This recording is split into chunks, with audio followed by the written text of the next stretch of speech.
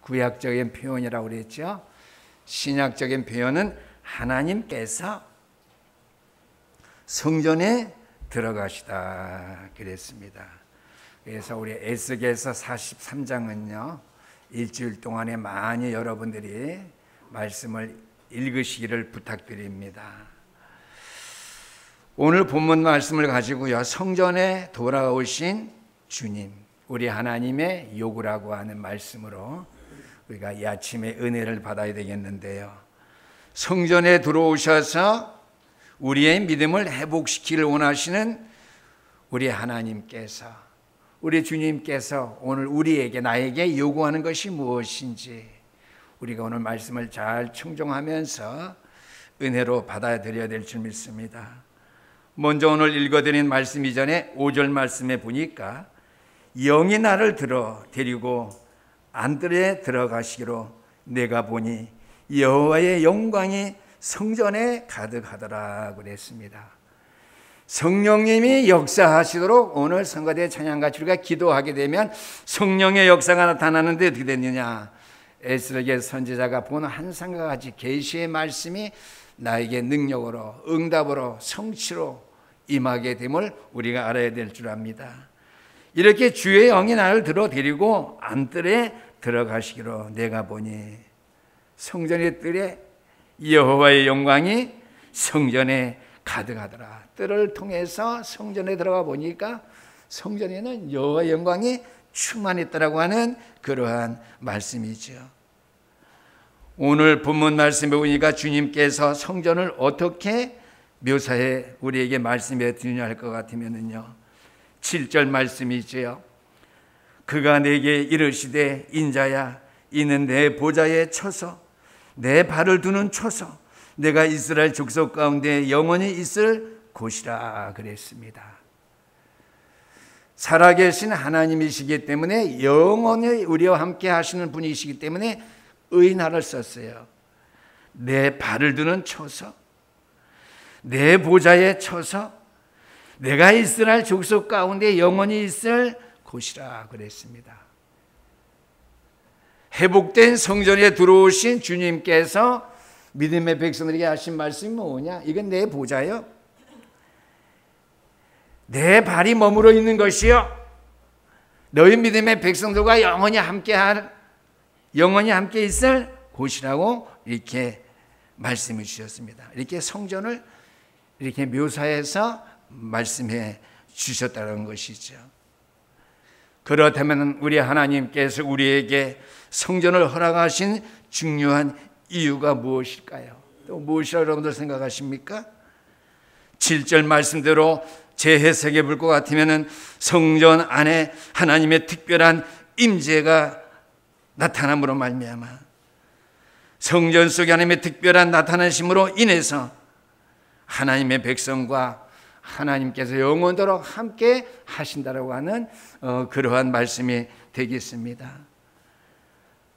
다르게 말씀드리면 전 인격적인 응답을 받을 만한 마음으로 말씀을 사모하는, 말씀을 경청하는 믿음을 준비한 그러한 주의 백성들의 예배하는 자리에 충만하게 주께서 임재해 주신다는 사실을 우리에게 말씀해 주고 있습니다. 오늘 7절의 말씀의 내용이 바로 그거예요. 그러나 우리 하나님은 어디 계시죠? 어디에나 계시는 분이십니다. 무소부재하신 분이에요. 하나님은 편재하신 분이십니다. 만물 안에 충만히 거하시는 분이에요. 그것이 하나님의 편재성입니다. 그러므로 우리는 하나님을, 그 존재성을 한 건물 안에 가둘 수 없어요. 우리가 하나님 앞에 정말 성령의 충만한 역사를 이루기 위해서 기도할 때에, 오늘 성가대 찬양과 같이, 오늘 본문 말씀같이 하나님의 말씀을 참 믿음으로 경청하고 말씀으로 따르기를 원하는 참 믿음 가지고 주 앞에 나올 때에 하나님께서는 그 가운데, 성전 가운데 우리와 함께 영원토록 거하신다고 하는 말씀이 되겠습니다. 그러나 동시에 하나님께서는 하나님의 전을 이 땅 가운데 특별히 구별하시고 택하셔서 거기서 자기 백성을 만나 주시고 그들에게 말씀을 내려주시며 자신의 뜻을 베푸시고 세계를 바꾸시는 그러한 놀라운 일을 하기를 원하신다고 하는 것이죠. 성전을 통해서. 그래서 오늘 7절 말씀해 보니까 그가 내게 이르시되 인자여 이는 내 보좌의 처소다. 분명히 에스겔 내가 거하는 처소다. 내 발을 두는 처소, 내가 거하에 있는 이 발을 두고 있는 곳이다. 내가 이스라엘 족속 가운데 영원히 있을 곳이라고 말씀해 주셨어요.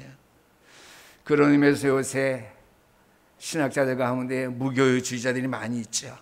하나님이 어디나 계시니까 교회 예배할 필요 없다. 있는 곳에 예배하면 아니에요. 모든 성경을 부분적으로 보면 안 됩니다. 그것은 잘못된 것이에요. 무소부재하신 분이고 편재하신 분이지만은 그 하나님께서 내게 이르시되 인자야 이는 내 보좌의 처소라고 그랬어요.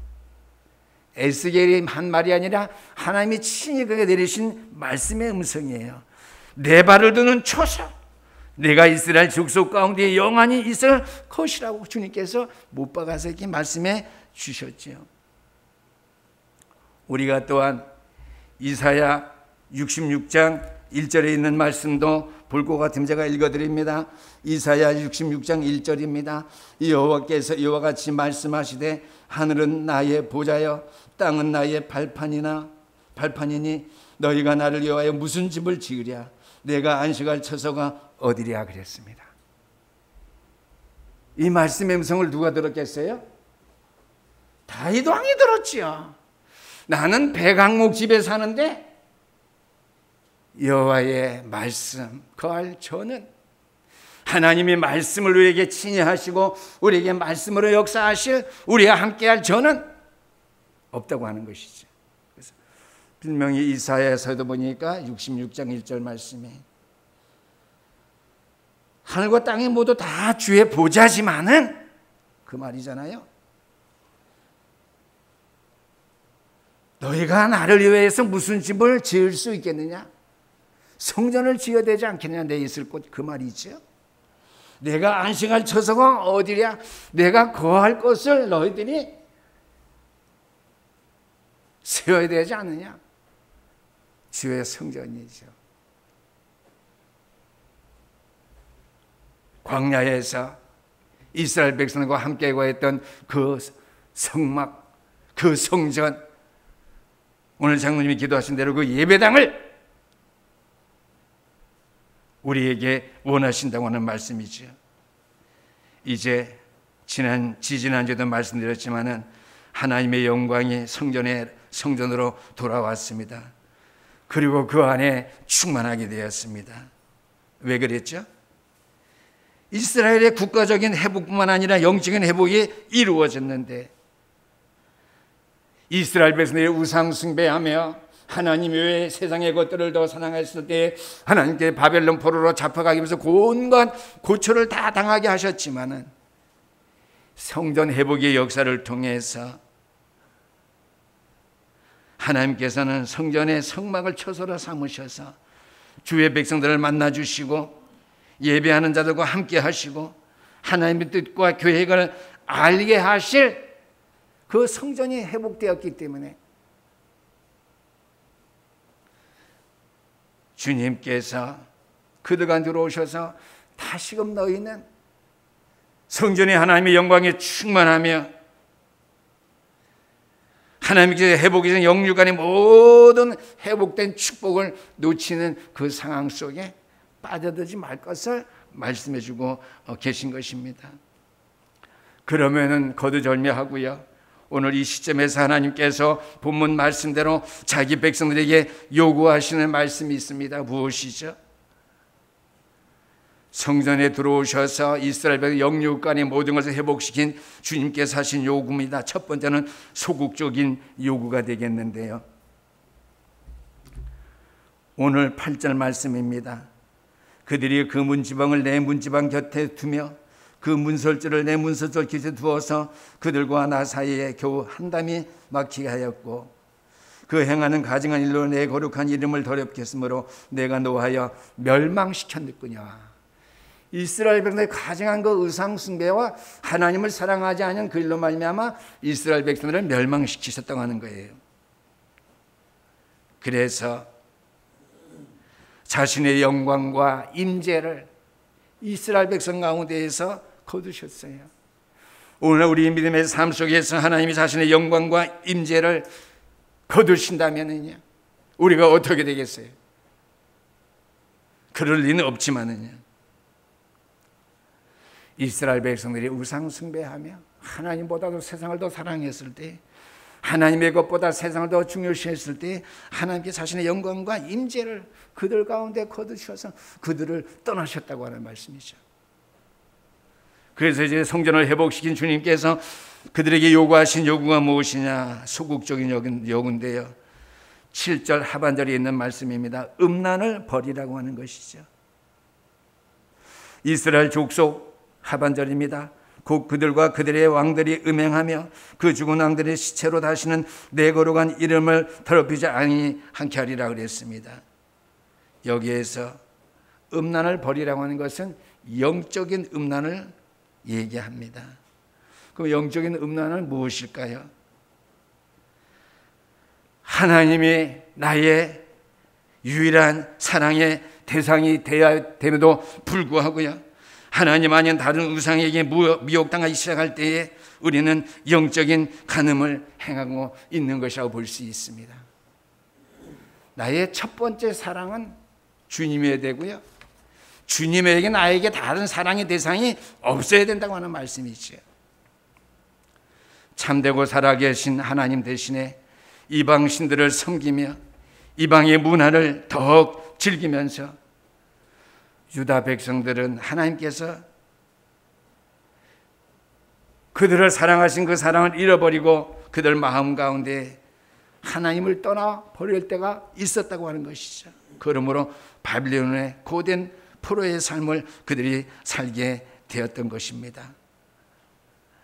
우상 숭배 때문에 자신의 영광과 임재를 이스라엘 성전에서 거두신 그 주님께서 다시 성전에 들어오신 이후로 부탁하신 말씀이 있습니다. 우상을 다시는 성전 안에 거하지 못하도록 하게 하라. 왜 그렇습니까? 오직 하나님만이 저들의 생활, 삶 속에 가장 중요한 분이 되어야 할 것을 부탁하신 것입니다. 유일한 사랑의 대상은 나밖에 없어야 된다. 영원한 구원자는 나밖에 없다. 우리의 인생의 모든 문제 해결자는 그리스도밖에 없다. 오직 하나님이 되어야 된다고 하는 거예요. 하나님만을 사랑해야 되나? 일반 종교에서는요, 독단적이되나요? 그런 무식한 말이 어디 있어요? 하나님 외에는 인간의 영육간의 문제를 해결해 줄 사람, 인생의 모든 문제를 해결해 줄 사람, 근본 원죄의 문제를 해결해 줄 사람, 천국의 축복을 줄 사람이고 지옥의 형벌밖에 없는데 그게 왜 독선이에요? 영적인 사실을 몰라서 그렇죠. 저도요, 고등학교 때는 그런 생각 해봤어요. 다른 종교를 믿으라는 건 아니지만 왜 하나님은 자기만 사랑하라고 그러지? 어렸을 때 고등학교 1, 2학년 때 그런 생각 잠깐 해본 적이 있어요. 그런 수준이에요, 요새 지식인들이, 과학자들이. 주님의 소극적인 요구 첫 번째는요, 우상 숭배를 제거하라고 하는 것이죠. 십계명에 대한 말씀은 나 외에 다른 신들을 섬기지 말라고 하는 거예요. 내 삶의 중심에 있어야 될 하나님이 되어야 되는데 하나님 외에 딴 것이 있다면 우리의 구원이 뭐가 되는 거예요? 하나님과 우리의 관계가 어떻게 되는 것입니까? 소극적인 요구 또 한 가지는요, 9절 말씀입니다. 왕들의 시체를 성전에 두지 말라 그랬습니다. 이제는 그들이 그 음란과 그 왕들의 시체를 내게서 멀리 제거하여 버려야 할 것이다. 그리하면 내가 그들 가운데서 영원히 살리라. 우상숭배를 모든 것들을 다 제해버리고 하나님만을 첫 번째로 사랑한다면 하나님의 영원토록 함께 한대요. 우리 신령교회 성도 이 아침에 하나님 한 분만을 영원히 사랑할 수 있게 되기를 주 이름으로 축원합니다. 하나님 한 분만을 사랑하면은 내 인생의 모든 문제 해결자 하나님 분인 걸 알고 그만을 사랑한다면은 영원히 산다고 그랬어요. 영원히 우리와 함께 거하신다고 그러십니다.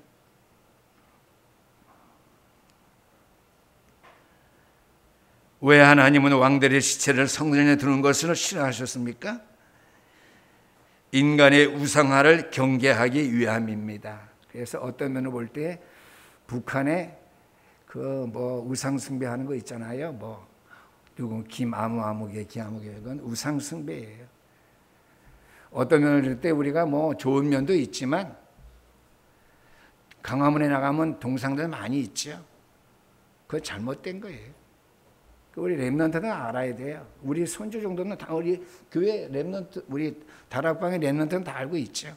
우상 숭배다. 이렇게 얘기하면 할아버지 그 우상 숭배잖아. 그때는 좀 시원해요. 내 마음을 시원하게 해주더라고요. 그때는요. 인간의 우상화를 경계하기 위함입니다.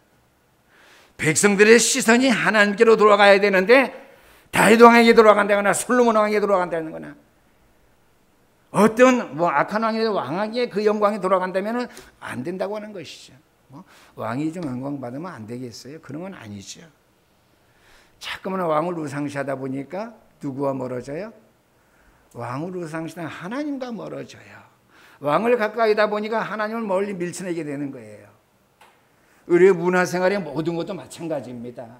한 가지만 저기 말씀드리지만은요. 그럼에도 불구하고 성전으로 가는 길목에 성전 안에 존재함으로 말미암아 하나님께 돌아간 시선들을 백성들에게 빼앗긴다라고 하는 것이죠. 왜 그렇습니까? 왕들의 유언을 따라서 우상화가 되었고 아첨하는 신하들에 의해서 되어졌는데요. 왕들의 시선을 성전 뜰하게 묻었다고 하는 것이죠. 제가 분명히 기억 안 나는데요. 천주교에서는 신부들의 시선을 뜰 안에 이렇게 한다는데 그건 안 되는 것이에요.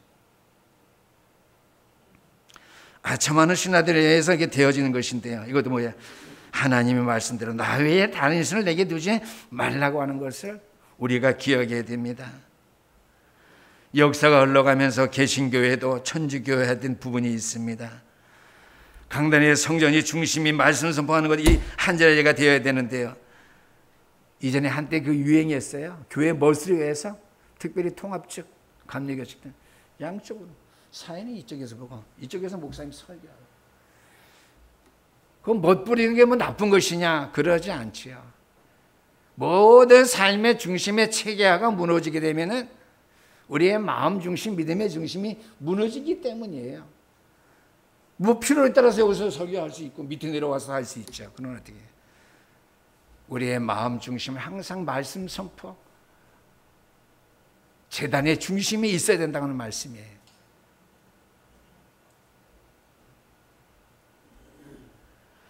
구속사역을 완성하신 하나님의 말씀만 선포되어야 되는 강단만이 교회의 중심이 되어야 된다는 말씀이 되겠죠.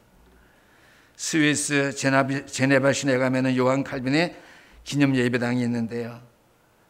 그것도 정통적인 캐톨릭 모습대로 바뀌었다 합니다. 오직 믿음, 오직 하나님께만 영광을 위해서 말씀을 선포하는 강단이 중앙에 있어야 되는데요. 오직 요즘은 관광객들의 관광 명소가 되다 보니까 장사하는 장소가 되었습니다. 이것이 역사의 악순환이겠죠. 하나님의 영광이 떠나가게 되면은, 하나님의 말씀의 영광이 떠나가게 되면은 사람들은 가짜로 하나님의 말씀을 어떻게 대처하려고 할 것이겠죠. 지금도 이 모든 것이 되풀이되고 있는데요. 교회 안에도 눈에 보이게 안 보이게 영적인 흐름과 사상이 세상의 문화와 우상에 빠져들어가고 있다고 하는 것을 우리가 항상 기억하고 염두에 둬야 됩니다. 항상 성전은 하나님의 말씀이 중심이 되어야 돼요. 문화 행사하기 위해서 성전에 이 가운데 있는 걸 덮어 놓은다든지 절대 있을 수 없어요. 먼저 예배, 다음에 그거는 차선책이에요. 예배하는 거 그 중요성보다도 문화활동을 하기 위해서, 공간을 활용하기 위해서 성전을 꾸민다. 이것은 우리의 마음 자세가 많이 미혹되어 가고 있는 거예요. 다른 방편으로 이끌려가고 있는 거예요. 쉽게 말해 육신적인 면에 자꾸 끌려가는 것이죠. 교회 부흥을 위해서, 전도하기 위해서 뭐 어떻게 한대나요? 두 번째입니다. 하나님의 적극적인 요구입니다. 11절 말씀입니다. 율법을 지키고 순종하라고 말씀합니다. 11절 말씀에 만일 그들이 자기들이 행한 모든 일을 부끄러워하거든 너는 이 성전의 제도와 구조와 구치를 받는 곳과 그 모든 형상을 보이며 또 그 모든 규례와 그 모든 법도와 그 모든 율례를 알게 하고 그 목전에서 그걸 써서 그들로 그 모든 법도와 그 모든 규례를 지켜 행하게 하라고 그랬습니다. 하나님의 말씀을 지킬 것을 다시 요구하고 계십니다. 11절 하반절 말씀이니까 지켜서 행하게 하라고 하는 것이죠. 지난주 우리 신목사님께서 신명기 6장 4절에서 9절까지 말씀해요. 미간에 붙이고 뭐 문설주에 붙이고 뭐 팔뚝 붙이고 왜 그래요? 말씀 각인 뿌리 체질화시키기 위해서 지켜 행하게 돼서 강력하게 적극적으로 우리에게 권면하며 말씀해주고 있는 사실을 볼 수 있습니다. 이스라엘의 종교가 부패하고 유다 왕국이 멸망한 이유는 백성들이 하나님의 말씀을 떠나 그 말씀에 불순종해가고 그 말씀을 멀리 했기 때문이라고 하는 것이죠. 그러나 그들이 회개하고 성전이 회복되어지며 하나님의 영광이 다시 임하게 되면서 하나님께서 요구하시는 말씀은 첫째도 둘째도 셋째도 되게 오직 말씀만을 지키라고 하는 것이죠. 마태복음 28장 20절 말씀에 내가 너에게 분부한 모든 것을 가르쳐 지키게 하라. 가르쳐 알게 하라. 가르쳐 깨닫게 하라. 하잖아요. 가르쳐 지키게 하라. 볼지어다 그러면 내가 세상 끝날까지 너희와 항상 함께 있으리라. 우리와 항상 함께 있는 거 좋아하시죠? 말씀을 가르치신 받은 대로 지켜 행할 수 있게 되기를 주 이름으로 부탁드립니다. 여기서 우리가 좋아해야 할 점은요, 하나님께서 함께 하심입니다. 세상 끝날까지요. 약속 이전에 요구하신 것이 있죠. 가르쳐 지키게 하라는 것이죠. 그 다음에 함께 하신다는 약속이 뒤따르는 것입니다. 요한복음 14장 23절의 말씀 보니까 사랑하는 사람들이 나를 사랑하며 내 말을 지킬 것이요 그랬습니다. 지킬 때에 내가 또한 그들을 사랑할 것이요. 아버지께서 그들을 사랑함으로 말미암아 그들과 함께 하신다고 했어요. 말씀을 하나님을 사랑하고 말씀을 사랑할 때 하나님께서 그들을 사랑하고 하나님께서 그들과 함께 하신다고 하는 것이죠. 요한 1서 5장 1절에서 3절까지 말씀입니다. 예수께서 그리스도이심을 믿는 자마다 하나님께로부터 난 자니 또한 낳으신 이를 사랑하는 자마다 그에게서 난 자를 사랑하느니라. 우리가 하나님을 사랑하고 그 계명들을 지킬 때, 2절이죠. 계명들을 지킬 때 이로써 우리가 하나님의 자녀를 사랑하는 줄을 아느니라. 하나님을 사랑하는 것은 이것이니 우리가 그의 계명을 지키는 것이라. 그의 계명은 무거운 것이 아니라. 하나님을 사랑할 때 하나님의 말씀의 계명은 우리에게 무거운 것이 아니라고 하는 것이죠. 첫 번째로 사랑한다면 안 무거워요. 두 번째, 세 번째로 차선책으로 사랑하니까 무거운 것이 있는 줄 아시게 되길 부탁드립니다. 주님을 사랑한다면요, 사랑하는 주님에게 주신 말씀은 결코 무거운 것이 아닐 것입니다. 그래서 하나님의 적극적인 첫 번째 요구는 율법의 말씀을 지키고 순종하라는 것이죠. 두 번째로는 희생 제도를 확립하라고 말씀해 주고 있습니다. 오늘 본문 에스겔서 43장 18절에서 21절까지 말씀입니다. 희생 제도를 확립하라. 예배에 성공하라. 예배를 늘 확립해서 나가라고 하는 것이죠. 다시금 피 흘리는 제사를 드리도록 요구하시는 것입니다. 이 피 흘리는 제사의 의미는 무엇입니까? 오늘도 준비 찬송을 부르면서 제가 부를 때는 항상 설교 본문을 깊이 많이 생각해요. 성령님이 역사하시도록 기도해. 그렇죠. 성령님이 계시는데 기도 안 하면 역사하시지 않죠. 내가 하죠. 성령님이 하는 게 아니라 내가 할 때가 많이 있어요. 주일만이라도 예배 회복할 때에 찬양을 통해서 이 모든 것 회복해야 돼요. 피하지 말라, 피하지 말라. 우리가 결길로 가시는 피하지 않죠. 마음 중심에서는요. 우리의 생각과 마음 중심은 많이 피해가는 생활을 하고 있어요. 근데 우리는 아는 거 아니라는 것까지 느끼고 있죠. 나는 아닌데 교회 나와 있으니까 내 직분 때문에 피하지 말라. 이 피 흘리는 제사의 의무는 무엇입니까? 그것만이 죄인인 내가 하나님 앞에 나아가 하나님과 교통할 수 있는 길이기 때문입니다. 피 흘리는 제사, 오직 그리스도만 사랑하는 것 첫 번째로. 모든 말씀의 계명은 나에게 무거운 짐이 안 되고 가벼운 것. 내 멍에는 쉽고 내 짐은 가벼움이라고 했죠. 가벼워요. 그렇게 돼야지 하나님 앞에 나아가서 하나님과 교통할 수 있는 길이기 때문이라고 하는 사실이죠. 하나님과 올바른 관계 속에서 하나님을 섬기라고 하는 말씀이 되겠습니다. 그래서 오늘 20절 말씀 보니까 내가 그 피를 가져다가 제단의 네 뿔과 아래층 네 모퉁이와 사방 가장자리에 발라 속지 않은 제단을 정결하게 하고 그랬습니다. 왜 자꾸만 구약에서 제단을 이렇게 말하느냐? 뿔을 얘기하느냐? 뿔을 얘기하나 이전에는 좀 뿔났어요. 왜 자꾸만 뿔나고 뿔 붙잡으느냐? 사람들이 너무나 강팍하니까 세상적인 모든 체질이 되었으니까 제단에 뿔 잡으면 어떻게 해요? 살죠. 구속함의 은총을 내가 바라볼 때 살게 된다는 것을 자꾸만 어떻게 해요? 그리스도를 생각하기 위해서 한 거예요. 이전에 제가 복음 몰랄 때는 좀 뿔났어요. 성전에서 잠깐 뿔을 잡으래. 하나님의 말씀을 믿었어요. 아, 뿔을 잡으면 어떤 죄인도 성전들에 뿔 받으면 산다. 성전이니까. 그리스도의 희생의 피해 그건 생각 못했어요. 굉장히 쉽잖아요. 그걸 생각하는 거. 우리 교회 초등부에 유치부에도 아는 그런 건데요. 근데 신학 공부하면서도 거기까지 생각이 안 닿더라고요.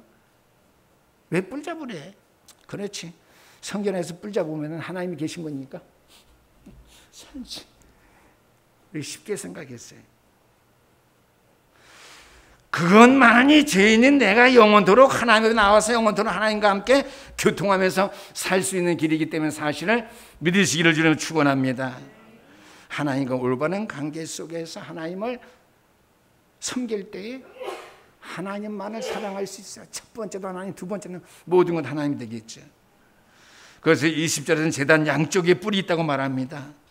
왕상 1장 50절 말씀 보니까 아도니아가 범죄했는데 솔로몬 왕을 무서워해서 성전에 들어와서 성전꾼을 잡았는데요. 솔로몬 왕도 그를 죽일 수가 없었어요. 하나님의 말씀이니까요. 시편 18편 1절 2절 말씀이 항상 많이 암송하는 말씀인데요. 그렇기 때문에 구원의 축복이 제단을 통해서 우리에게 임했기 때문에 여호와는 나의 반석이요 요새시여 피할 바위시여 방패시여 구원의 뿔이요 나의 산성이시라 그랬습니다. 제단의 뿔은 무엇을 의미해 줍니까? 제단의 뿔을 잡았다는 것은 구원을 상징하는 거예요. 생명의 뿔을 상징하는 거예요. 용서하고 보호하고 모든 것을 사죄해 주는 사죄의 은총의 축복을 말하는 거예요. 늘 사죄의 은총만 생각하지 말고요. 그 은총 외에 그리스도를 먼저 붙잡아야지. 그리스도를 붙잡으면 사죄의 은총, 그리스도를 붙잡으면 생명의 능력, 그리스도를 붙잡고 구원의 역사, 그리스도를 붙잡으면서 성령의 역사에 그래야죠. 기도 안 하는데 그리스도 안 붙잡으면 성령의 역사예요.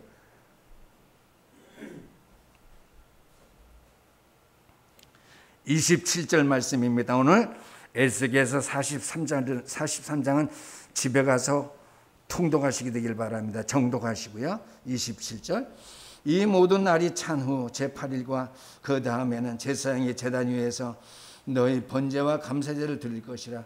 그리하면 내가 너희를 즐겁게 받으리라.